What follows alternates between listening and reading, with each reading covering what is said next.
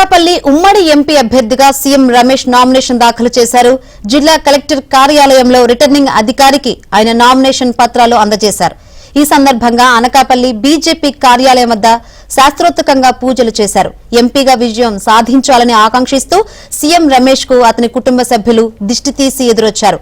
మాజీ మంత్రులు చింతకాయల అయ్యన్న పాత్రుడు, దాడి వీరభద్రరావు, కొనతాల రామకృష్ణ, మాజీ ఎమ్మెల్యే పీలా గోవింద్, మాజీ ఎమ్మెల్సీ బుద్దా నాగ జగదీశులతో పాటు కూటమి పార్టీల శ్రేణులు సీఎం రమేష్ ను కలిసి శుభాకాంక్షలు తెలియజేశారు.